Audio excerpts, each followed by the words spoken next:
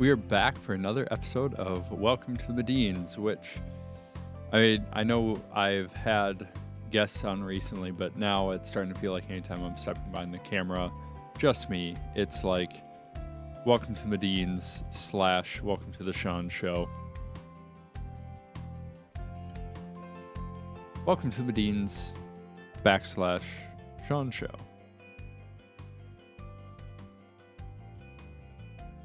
We'll just stick with Welcome to the Medins. Welcome back. It's fun to get to sit here. I've been wanting to get behind the camera again and talk about some more things. One of the things actually which I was really excited about talking about and I had been chatting with my wife about recently was something that she had brought to my attention probably about a week ago when we were just getting ready for bed. So, have you thought about the fact that Catherine and Tyler just picked up their whole family and moved to Phoenix, all to pursue Tyler's dream of becoming a pilot?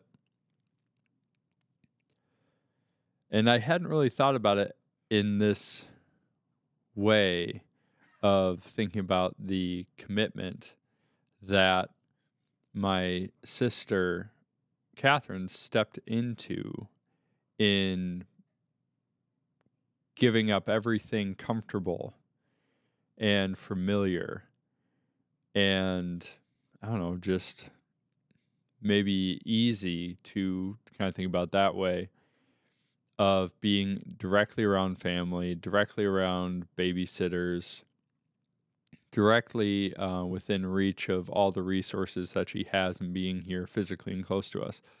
But she knew what her husband's dream was and was willing to give up everything of herself and what she knew for him.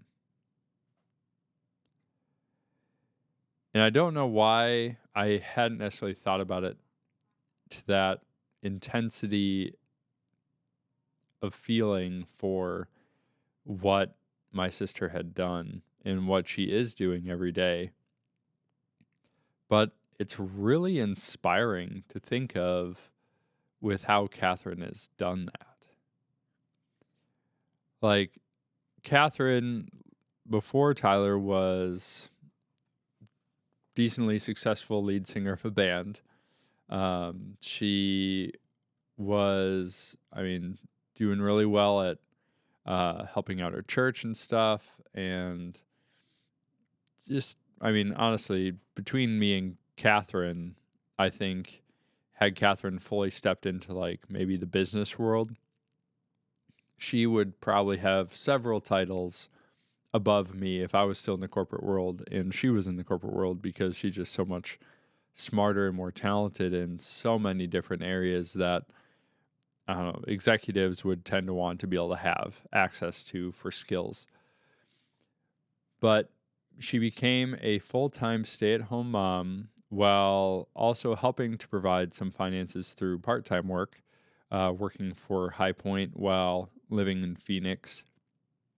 And I think even getting pretty heavily involved in their church in Phoenix and getting into worship leading and getting into a position for the church. Just doing everything she could and everything she can to finance, if need be, for a time, Tyler's dream, and then now taking care of the kids a lot, because now Tyler is working for the airport in Phoenix, and he has really weird hours that I think he works overnights, I'm pretty sure, or at least very late into the night, then comes back and sleeps and then spends some time with Catherine and the kids before then having to get ready to go to work again. And I don't have the specific schedule what that is, but anyway, just all these different things where life isn't necessarily super comfortable, but people have come around her in Phoenix to help her, Tyler, and the kids to make this dream, this life happen that Tyler's had since he was a little kid to become a commercial airline pilot. How many marriages do you know where one spouse is so willing to give up and then step into the other spouse's dream at such a high level in the demands made for them to help their spouse accomplish their dreams? I don't know. It's just something that I've been thinking about every single day since my wife brought that up, and wanted to just bring this up to you you guys have all met Catherine at this point, and I'd be willing to bet have a pretty good idea of how fantastic she is. But if you didn't know, you should know now how amazing she is. She is so talented and gifted in the realm of speaking, singing. She is so very logical. I don't like getting into arguments or deep discussions with her because she can think and speak circles around me, and so I lose very quickly. Has all these talents and capabilities, but has reverted to probably one of the hardest but most rewarding positions in life of being a very supportive spouse. And for her, a very supportive wife to her husband, and a very devoted mom to their kids. And then somehow still has time to be able to periodically travel up here to help us with music things, step in and help out at their church in Phoenix, and then still work part-time for the church in Rochester. She is an amazing woman. And I wish she was here right now so I could, say all of this as an introduction of who Catherine is and then ask for her own thoughts. I suppose I could have probably teamed her or something to hear more of like her thoughts and feelings on it.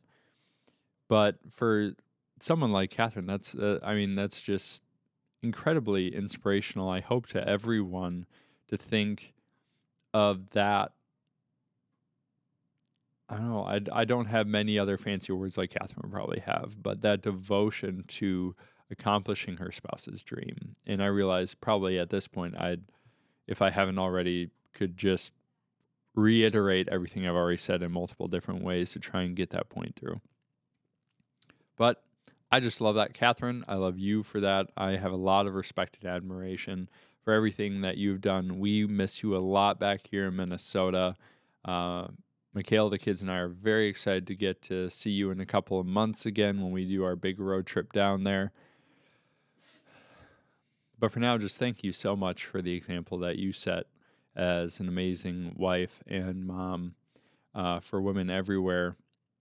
And being even a young wife and having the wisdom of a woman who has been married for 10 plus years and knowing what you should be doing. And it's like you honestly bypassed the selfishness stage of, I've heard it said at different marriage conferences, you never know how selfish you are until you get married. And then you really don't know how selfish you are until you have kids. It's like that selfishness was never there.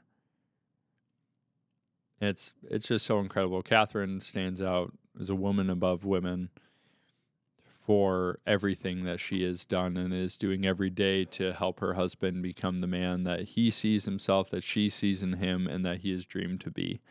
So there's that thought for you all. I might just keep this episode super short, actually. I think this will be the next to, not Chloe's, but Lexi Jean's Christmas special last year. This will be the second shortest episode of Welcome to Medins. But before I tune out today, there is someone else I want to mention to you all that I believe works really hard. I know he works really hard, and he pours his heart into his work, and that is a good friend of mine, Tom Glover, at the Old Art House.